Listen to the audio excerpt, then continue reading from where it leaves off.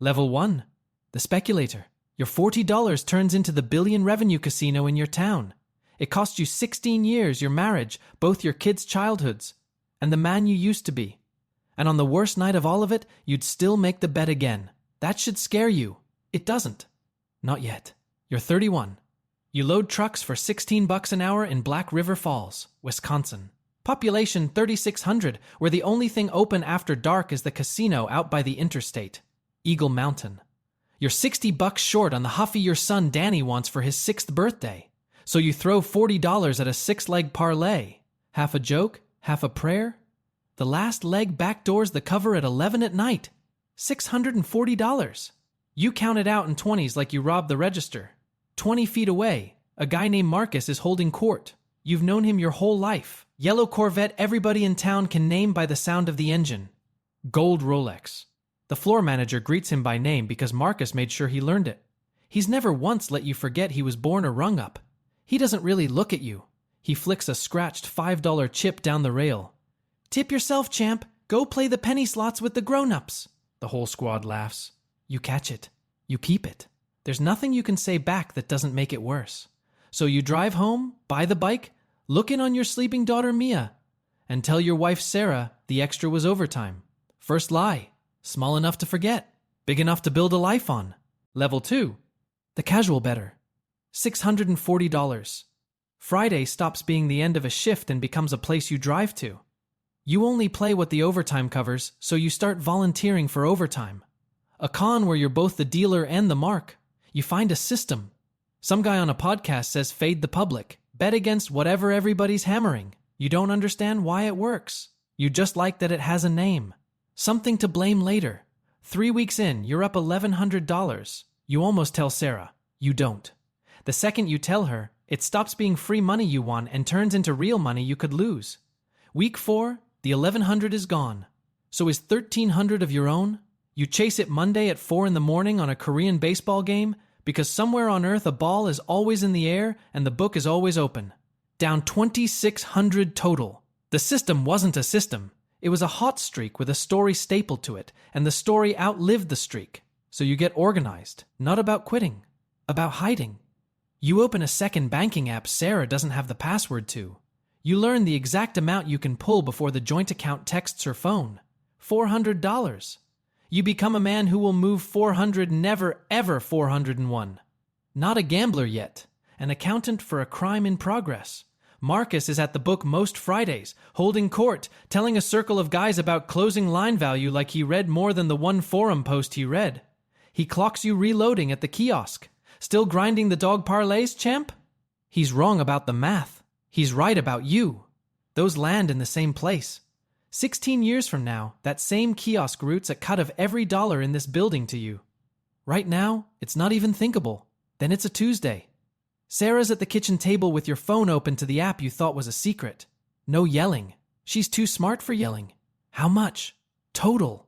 You don't lie exactly. You say around 1,800. A number that technically lives inside the real one. The real one is 6,200. She looks at you just long enough to clock that you rounded down to whatever wouldn't end the conversation. She doesn't push. She goes quiet in a specific way. Next morning, you catch her photographing the mail. Statements. Envelopes. Overdraft notices. Like she's building a file. She is. Lifetime, you're down $6,200 and one wife's worth of trust. And you still drive to the book on Friday. Level 3. The winning bettor. The mail thing scares you. A smart man quits here.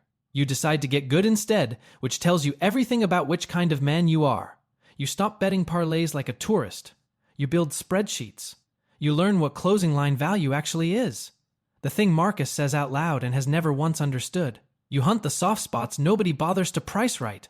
Minor league totals. Women's college aims set by feel on a Tuesday. A home game full of retired guys who call every hand to the river out of loneliness. For the first time, the math sits on your side of the table. 2 months. Up $9,400. Quiet money. You stop telling yourself stories and start keeping records.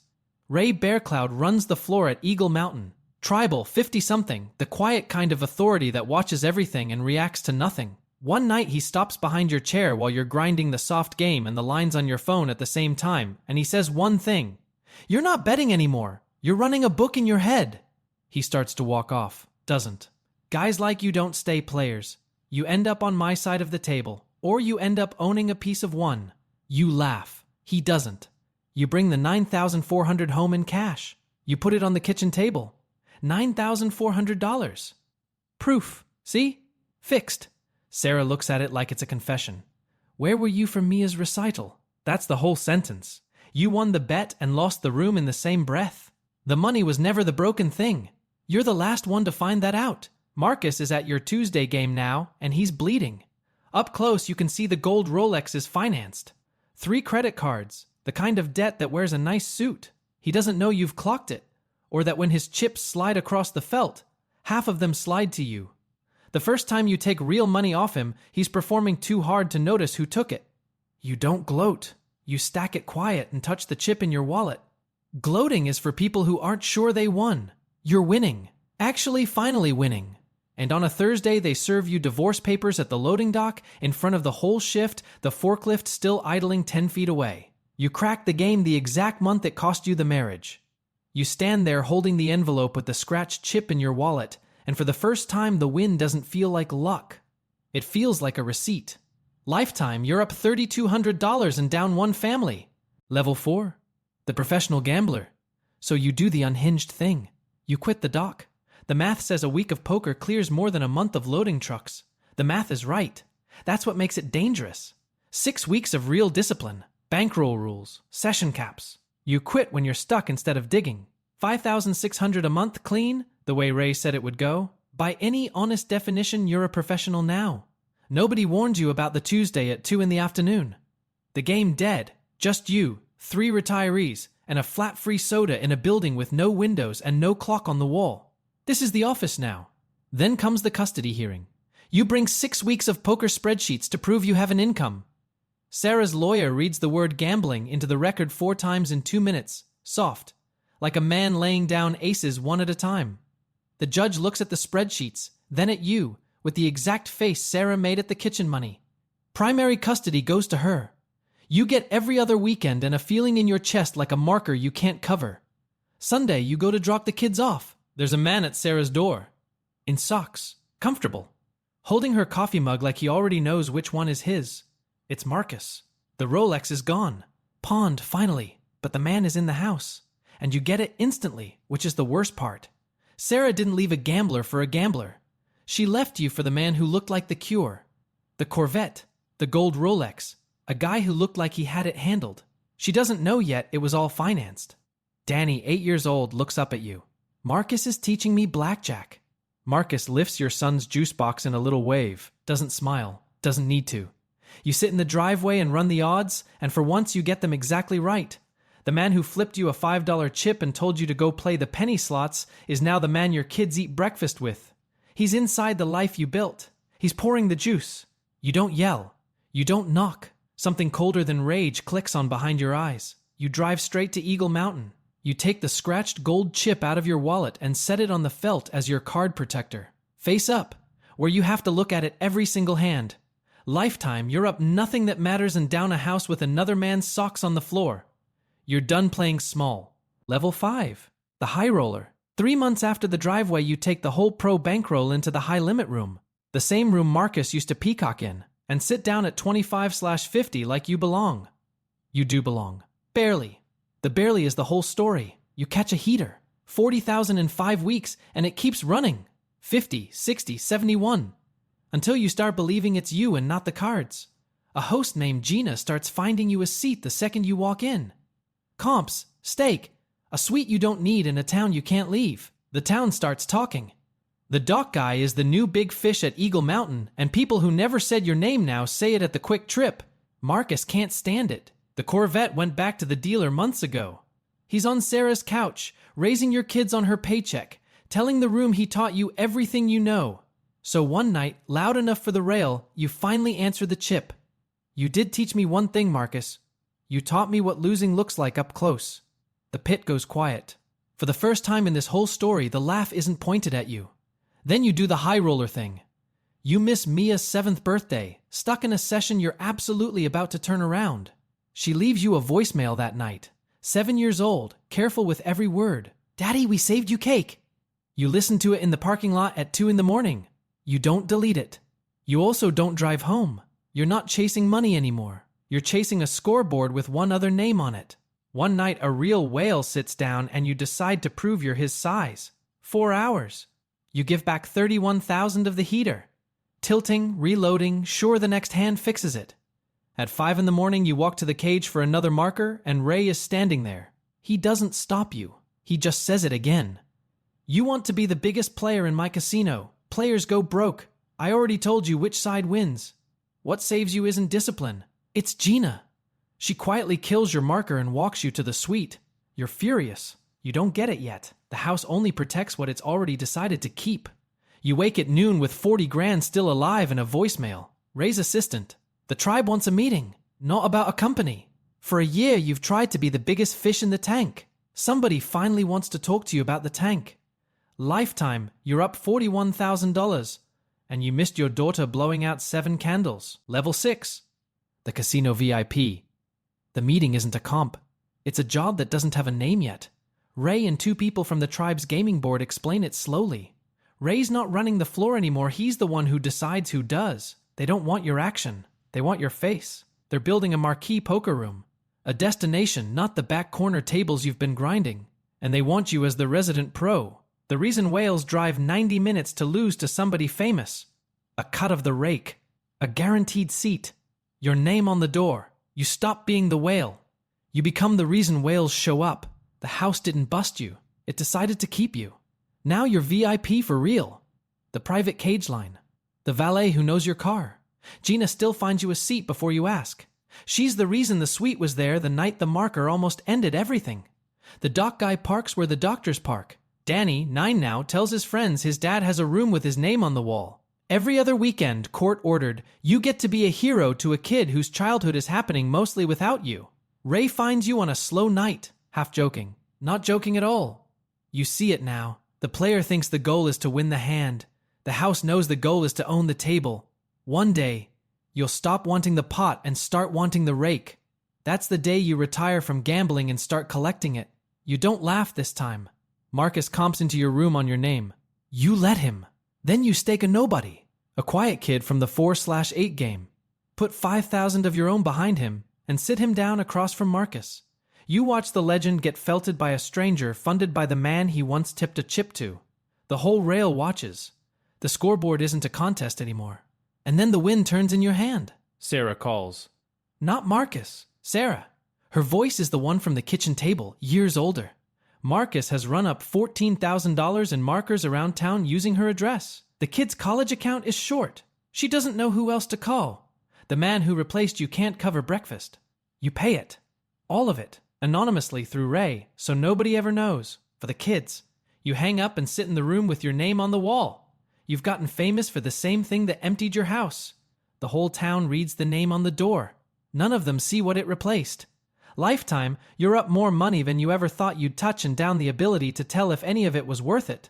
6 years of this. Danny turns 15. You get good at being a destination and worse at being a father. And at some point, those stop feeling like separate problems. Then a regional gambling show calls. They want to film the dock worker who runs the high-limit room. You say yes, for the wrong reason. You want Marcus to have to watch it air. Level 7.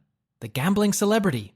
The show airs and a small-town story does the thing small-town stories aren't supposed to do. It travels. From the loading dock to the high-limit room. 22 minutes. Suddenly, you're the face of Eagle Mountain in 3 states. There's a patch on your jacket now. People drive in just to lose to you so they can tell their table they sat with the guy from the show. You used to count 20s at the $5 window, now strangers want a photo with your hands. The producers love a story, and they find the only one that matters. They book a televised charity heads-up match and sit you across from Marcus. Marcus can't buy into a home game anymore, but he spent a year telling every camera that points at him that he made you. The producers don't need him solvent. They need him loud. Your level 1 humiliation now with broadcast lighting and a live crowd. Celebrity changes the math. You can't tilt in private anymore. Every bad beat is content. You start playing for the highlight instead of the correct line. Leaning back. Holding the moment. Talking to the lens. One night you catch yourself doing Marcus's pose. The exact one. Gold Rolex energy with no Rolex. You sit with that longer than you want to. Heads up, final hand. You reach into your pocket, set the scratched gold chip on the felt where the cameras can see it, and tell the story out loud. He gave me this about 10 years ago. Told me to go play the penny slots with the grown-ups. Then you stack him on a hand he had no business playing, the kind a desperate man plays. And Marcus is broke on television. The level 1 line inverted on a scoreboard the whole region is keeping. For about an hour you feel finished. Then Danny texts you. He's 15 now. It isn't congrats. It says, You embarrassed Marcus on TV, Mom cried. Sarah kicks Marcus out the week after the broadcast. The man who had it handled couldn't handle his own face on a screen. The revenge you built for a decade lands exactly where you aimed it. It also lands on your own kid. Your children were standing in the blast the whole time. You just didn't check. Lifetime, you're up 3 states and down whatever was left of your son's good opinion. Level 8. The syndicate leader. The show did what shows do. It made you a brand. Foot traffic at Eagle Mountain up 22% since the episode aired. Ray calls. Not the assistant this time. Ray himself. The tribe is expanding into the new sports betting states, and they need a face the market already knows. He offers what he always said he would. Not a seat, the table itself. A real ownership piece of the tribe's operation. The building, the rake, the quiet half. Plus the action across every new state that flips. You put up everything you've earned. The safety deposit box, 6 years of rake, the comp account. And buy in. You build a syndicate on top of it. You stop wanting the pot. You start wanting the rake. Ray was right. The day you understand he was right is the day you stop being a gambler at all. 15 players on the payroll now. The quiet kid who felted Marcus is your best earner. You don't manage cards anymore. You manage risk, 15 men's worth. Spreadsheets and lawyers and a slice of everybody's swing. And it pays better than the felt ever did. Your net worth crosses a number you'd have called a lie at the loading dock. Tiffany arrives the way trouble arrives when you have money. Fast, smiling 26. By week 3, she's calling your suite ours. You know exactly what she is. You marry her anyway because winning made you lonelier than losing ever did. And a beautiful liar is easier to come home to than an honest empty room. The prenup runs 40 pages. She signs it without reading a word. That should tell you something. It doesn't. Then your biggest player dumps $400,000 of the syndicate's money chasing a number he fell in love with. You eat it without flinching because the boss eats it. Then you drive to his apartment to pull his action, and a grown man cries in a doorway over a game you talked him into playing. You recognize the doorway, the socks, the math. You've been on the other side of that exact door. You know exactly what that man is feeling because you felt it in a driveway 8 years ago. And you're pulling the trigger anyway. That's the moment. Not the money. Not the fame. The moment you realize you've become the thing that happened to you. You police the instinct you spent years killing in yourself. In 15 other men who trust you with their bankrolls and their worst nights. Marcus comes to you. The markers, the flame out on TV, Sarah's door finally closed. A decade of a man who had it handling nothing. Not to compete, to ask for a stake. Older, no Rolex, no story left. He doesn't catch the irony. You do. You give him a seat in a small game and a per diem. Because mercy, it turns out, is the cruel scoreboard there is. He takes it. He says thank you. The word sounds like it costs him his last chip. Danny's 18. He asks to come work for you. You look at him and see it. The same thing Ray saw in you. The same thing the game sees in everyone it wants. You say no. You pay his tuition somewhere far from any casino. It's the first genuinely good decision you've made in 16 years. It's also the one that finally tells you what this cost. That same night, Tiffany books a $90,000 trip to Aspen and calls it business. You don't argue. You pour a drink and sit in a suite that used to feel like winning and now feels like a very expensive version of that Tuesday at 2 in the afternoon. The dead game, the flat soda, the building with no windows. Same room, better furniture, same man inside it. Lifetime, you own a piece of everything in this building except the years you spent getting here. You start counting the cost the way you used to count cards. Quietly. Automatically. The number is already too high to cover. Level 9. Retirement. You cash out. You sell it all back to the tribe. Your share of the syndicate and your piece of the building. Because they were always going to outlast you. They're the only operator that understood from day one that the house doesn't gamble. The number they pay you ends the math forever. 47 years old. Good house. Done. Tiffany leaves the month the check clears. She takes the maximum the prenup allows and not a dollar more, gone before the ink dries. You feel almost nothing. That's the part that should worry you. You used to feel everything. The parlay, the payout, the chip bouncing off the rail. Now a woman walks out of your life and the main thing you notice is that the house is quieter. Something in you got spent along the way and you didn't notice when it ran out. Danny graduates. He invites you, not Marcus. You. Sarah's there too. The two of you stand on opposite sides of a lawn that isn't a courtroom for the first time since the courtroom. No reunion. No music. Just a nod that says the war's over. Mia, grown now, hugs you. You hold on longer than you mean to. She doesn't pull away. You go to Eagle Mountain to sign the last of the papers. Ray is there, older. He watches you sign the last page and says nothing.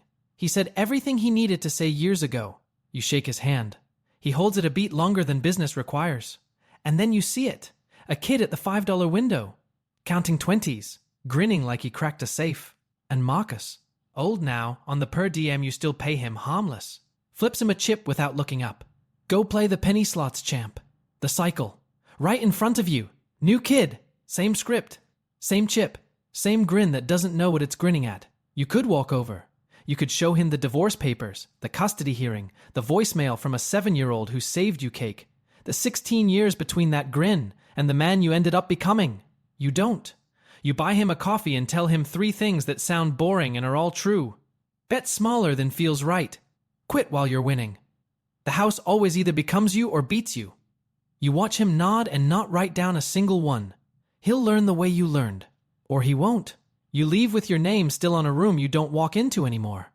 The valet brings the car around, and you remember when this lot wouldn't have remembered your face. The bankroll doesn't sit at a number anymore. It sits in a college fund, in a quiet house with a scratched $5 chip framed on the wall. And in the voicemail Mia left you the night you missed the cake. The one you've never been able to delete, in all the years and all the rooms since. You started with $40 and a parlay for a kid's bike. You ended up owning a piece of the only thing in this town that was ever going to win. The road cost you the marriage, the custody, the better part of your kids' childhoods, and a version of yourself you can't get back. You know that. You count it every night, the way you used to count chips. Automatically. Quietly. Some nights, the count comes out even. Most nights, it doesn't. If this one stayed with you, drop a thought below. Subscribe for more.